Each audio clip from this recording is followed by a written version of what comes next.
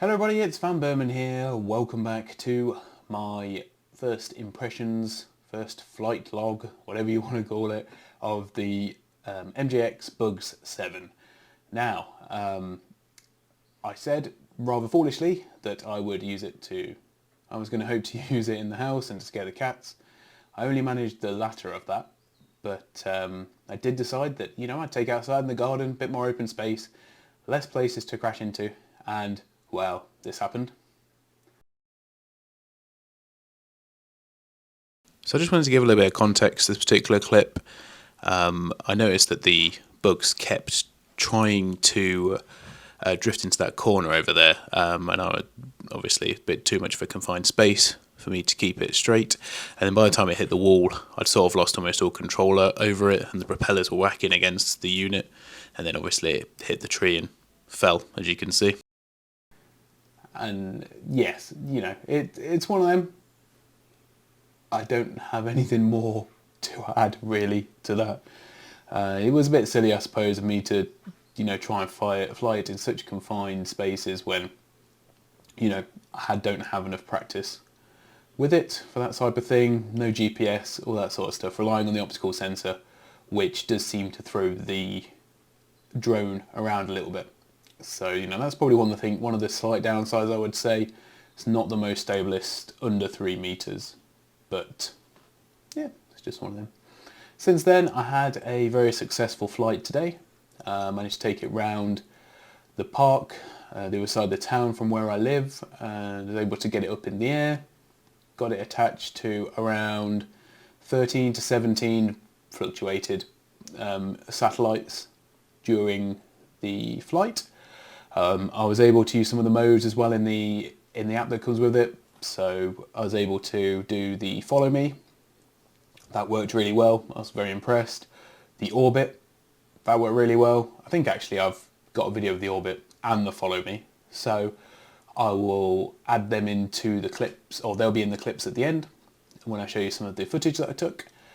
And I've also got some stills as well, which I will put in. Not sure what resolution they're at. I think they're all at 2.5K, but I do have one video in 4K, so that's good. So there's no rocket mode on the camera. I'm sure you all know what that is, whereas you start off just above you and flies into the sky. So I made my own one of them, which I'll also share with you as well, so you can have a look. Not got any skill with this sort of thing, just give it a go. So in terms of where we were before the flight today, I'll just talk to you about the machine and about the controller and what have you. Now I've had a go with it and I understand it. To some of you, this, you might want to just skip this bit and go straight to the end and have a look at the footage. Feel free. For anyone who's very new like I am, this might be of some help. I don't know. So I'll switch to this. Oh, okay. Made a mess. Put that away. So I have been keeping the drone in the box. It's very well packaged, etc, etc. Need to get a proper case for it at some point. So we've got the phone that I'm using to control the device with. It's just my old Boga phone that has unfortunately got a big crack in the bottom, scratches on the back of the camera. It's been misused. Unfortunately, only a small amount of it was by me. I have used some of the stickers on various things, such as on the back of the phone. So that's good. I've read this manual quite a few times.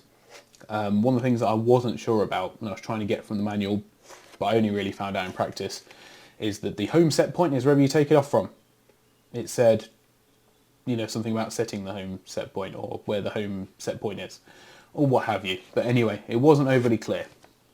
So, just going to put that out there. The controller I found very useful actually. It's got the phone holder in the middle that comes out, you clip it in.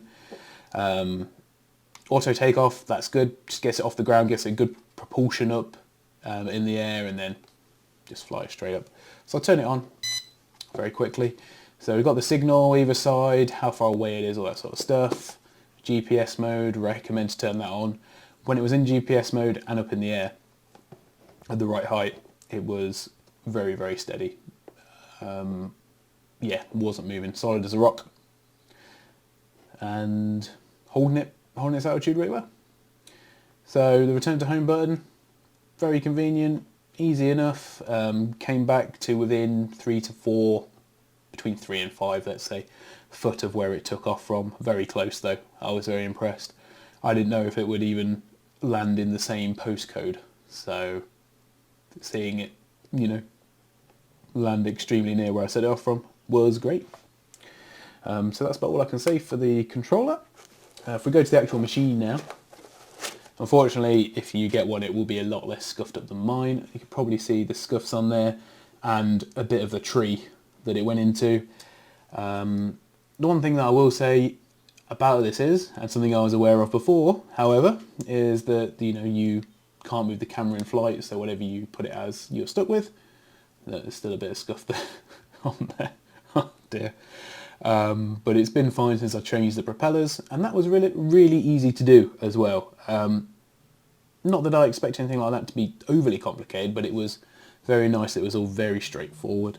It does say on the bottom near the memory card portion, which is just under here, that you should use a higher than class 10 memory card.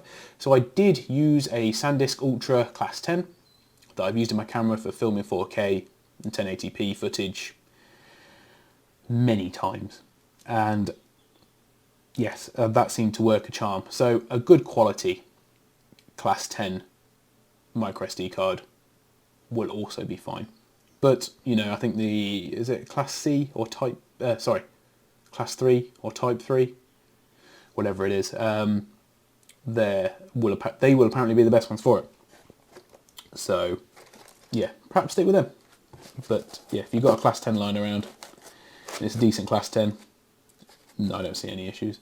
So I'll just show you some of the old propellers that I took off. They are, that one is bent out of all proportion, and as you can see, this one has got a great big chip off the propellers on both sides. So I'm guessing that one took quite a lot of the force when it did crash, but there you go. These things happen. I learned my lesson. And it's quite nice because obviously everything fits quite nice in here, but the packaging I do really appreciate. You know, it's really nice, other than this coming apart, unfortunately. But yeah, able to keep it all in there nice and neat like. I'd recommend getting the 2 battery version if you're going to go for it. Just because they are fairly proprietary, I think. Well, I've not seen any batteries like this for anything else. 1500 milliamp hours, so, you know, decent enough for a little thing. I got 10 minutes true flight time out of it, in terms of where I was able to control it and go as far as I wanted. There was then another 5 to 8 minutes of limited control, so I think it's like within 100 meters, I believe, that you can use it for. But I've got to say, for my first proper flight, I was really impressed, and it's something I will definitely go out and use again.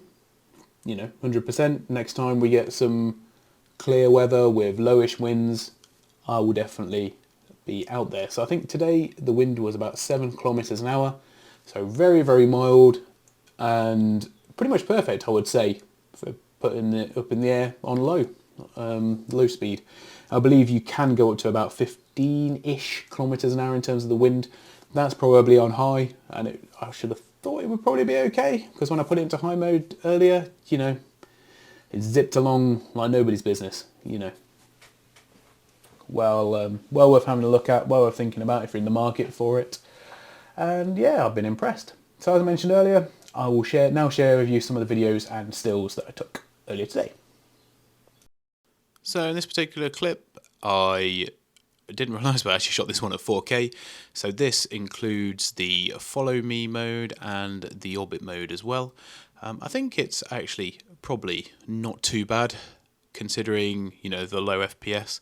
So it is a little bit choppy, but you know, I would personally say that the 4K is more for the stills, and if you want to do video, I would stick to 2.5K, which you will see right after this particular clip.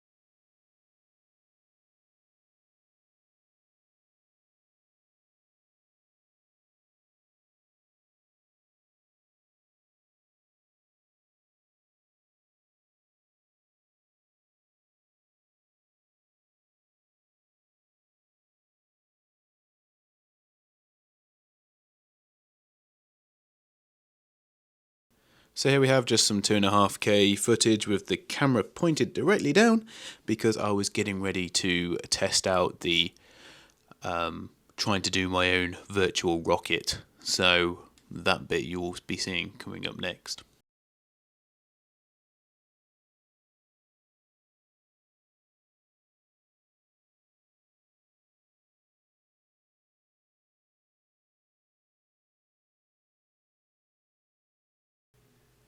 So this was also taken at 2.5K, but it was, like I say, just my own interpretation of the rocket mode.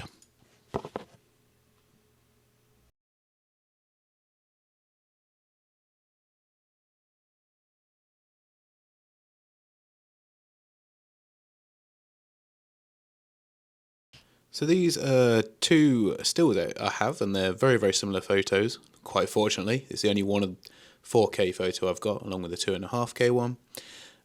So I think you'll probably agree there's slightly better colour and definition in the 4K one. I've now got a photo of them side by side. Make up your own minds though, but for me, I would say 2.5K for video, 4K for stills if you're going to do it that way. I hope you enjoyed. I hope this was informative for you, and yeah, catch you all in the next one, guys.